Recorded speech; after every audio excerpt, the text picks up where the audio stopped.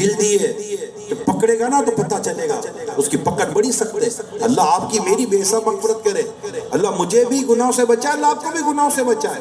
مگر میں ان لوگوں کو ہوش کے ناخن لینے کے لیے دعوت فکر دے رہا ہوں کہ جو اتنے گناہ کرنے کے باوجود بھی خود کو گناہ گار نہ سمجھے، اور نماز قضا کرنے کے باوجود پڑھنے سے نماز نہ پڑھے اور سمجھے کہ میں نیک آدمی ہوں اور میں گناہ گار نہیں ہوں۔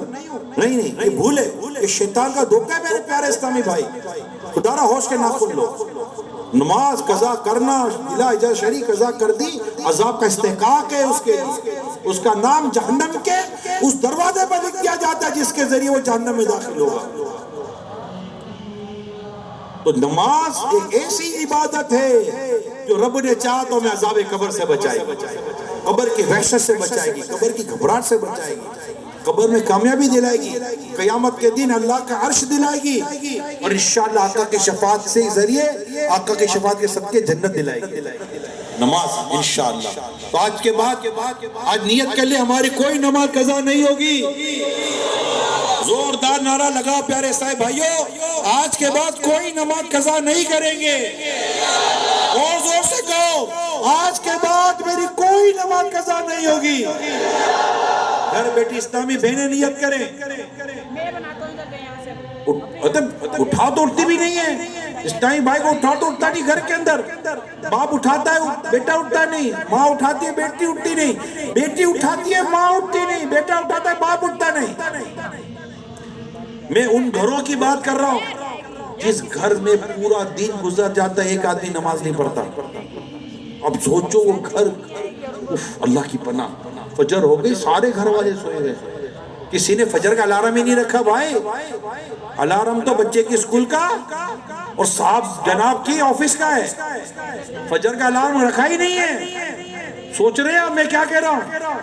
معاذ اللہ ثم معاذ اللہ، گویا کہ اس گھر میں سوچ بنی ہوئی ہے فجر میں اٹھنا ہی نہیں ہے، سارا گھر فجر قضا کرے اور رحمت کی امید بھی رکھے، سوئے پڑے ہوئے۔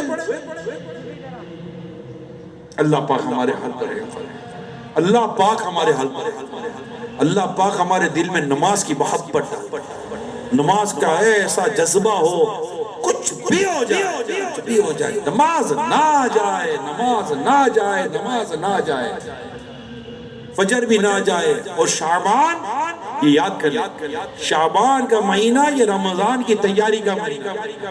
اب چونکہ رمضان آنے والا ہے، رمضان آنے والا ہے، اگلا مہینہ رمضان ہے، 15 دن رہ گئے رمضان کو، عبادت کا مہینہ، جنت کے دروازے کھول دیے جاتے ہیں، جہنم کے دروازے بند کر دیے جاتے ہیں، نفل کا ثواب فرض کے برابر، فرض کا ثواب 70 فرضوں کے برابر۔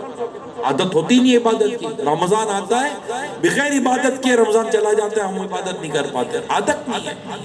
بزرگوں نے واضح لکھا ہے کہ شعبان یہ رمضان کی تیاری کا مہینہ ہے، اس میں رمضان کی تیاری کی جاتی ہے، تلاوت کی، نماز کی، عبادت کی، صدقات کی، خیرات کی، سخاوت کی تیاری کی جاتی ہے شعبان میں، اور پھر اللہ کی رحمت سے یہ رات مل جاتی ہے شعبان میں، ہمیں اور موٹیویشن مل جاتی ہے کہ یار رمضان آنے والا ہے، اگر یہی سوچتی ہے تو کیا رمضان میں بھی نماز قضا کروں گا۔ اب دیکھیں رمضان کے شروع میں کیسا جوش آ جاتا ہے، جو 2-4 دن جوش ہوتا ہے پھر نیچے آ جاتے ہیں، نماز قضا کرنا شروع کر دیتے ہیں، عادت نہیں ہوتی، عادت نہیں۔ تو ایک بار پھر ایسا نعرہ لگاؤ شیطان کا کلیجہ پھٹ جائے، آج کے بعد میری کوئی نماز قضا نہیں ہوگی، اور زور سے آج کے بعد میری کوئی نماز قضا نہیں ہوگی۔ کوئی اٹھائے گا تبھی اٹھوں گا، کوئی بات بھی یار، نماز آپ پر فرض ہے، خود اٹھو۔ آپ کا فلائٹ کا ٹائم ہوگا تو کوئی آ کر اٹھاتا ہے آپ کو، کوئی ٹرین کا ٹائم تو آ کر اٹھاتا ہے، آفس کا ٹائم تو آ کر اٹھاتا ہے، کہیں گھومنے پھرنے جانا تو آ کر اٹھاتا ہے۔ نماز کے لیے جب تک اٹھائیے گا میری نماز قضا نہ ہو جائے، کیوں ہو جائے گی بھیا نماز قضا؟ ٹھیک ہے اٹھانے کا کسی کو کہنا غلط نہیں ہے، اب کوئی نہ اٹھائے اور آپ پر نماز فرض ہے، آپ پر پابندی ہے کہ آپ نماز کے لیے اٹھیں گے، الارم رکھیں، گھنٹی رکھیں، گھنٹا رکھیں، بھیا کچھ بھی رکھو، نماز کے لیے اٹھو۔ نہیں اٹھتے، یقین مانو نہیں اٹھتے، میری آنکھوں مجھے پتہ ہے، میں سفر کرتا ہوں دنیا بھر میں، نہیں اٹھتے یار۔